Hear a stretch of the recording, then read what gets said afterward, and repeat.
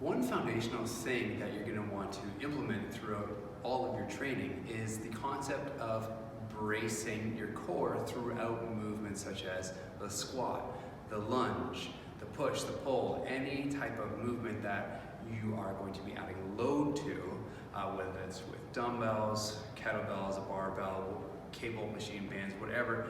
You always must remember that you have to brace your core in order to protect your low back. So let's go over what that means. Oftentimes I'll mention a lot over and over with my clients in person to 3B, okay? So the 3B is the way that you're going to brace your core throughout movement, okay? So first B stands for breathe. Second B stands for brace. Third B stands for breathe behind the brace. Okay, so now you got it. First B, you got it. Second B is, that's it. Third B is,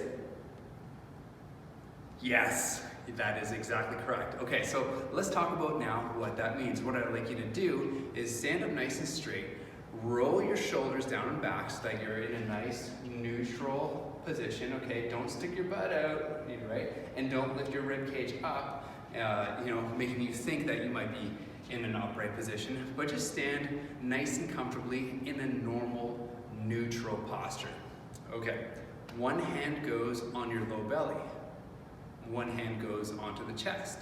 Now, take a deep breath into this low belly through your nose. And exhale. Right? So we've reviewed the breath before, so this is just, we've talked about the breath before, this is just review.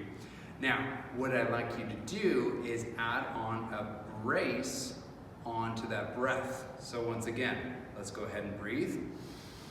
Now we're going to brace, so we're just gonna squeeze our core as though somebody's just gonna punch you in the gut, or you're gonna need a cannonball shot into your stomach and you gotta brace for impact.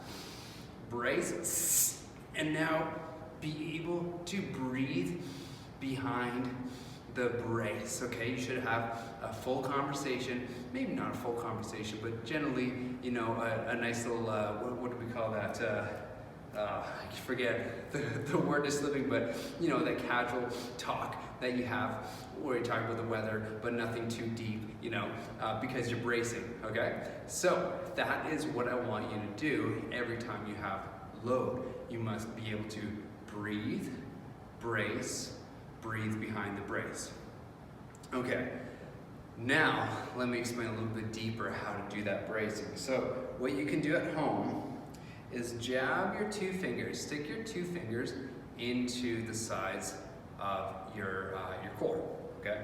So just underneath the rib cage and just above where the hips, okay? Take that breath in.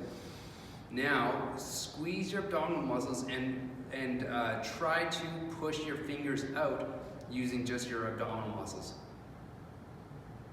Now you've braced, okay? Now you know how that feels.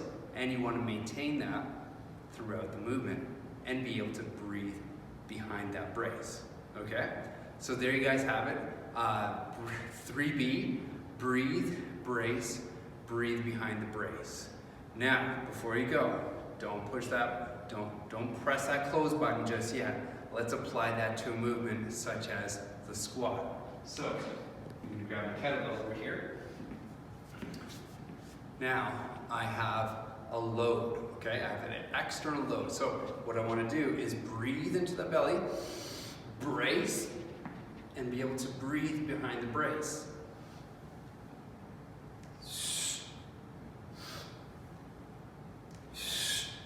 Okay? Now, you heard me exhale a little bit as I stood up, but I didn't breathe all of the air out. I just let out enough air. Pretend as though, you've got a pumped up tire, right? And normal car tire is about 32 PSI. So that little that I did as I come up, that's maybe going from 32 PSI to maybe 28 PSI. Still a lot of pressure, still enough to stabilize your spine, your core, but it's enough air exchange where you're not gonna pass out. All right, so I hope that helps. 3B, breathe, brace, breathe behind the brace. It's a foundational concept that you're gonna come back to over and over again with your training program. We'll see you next time.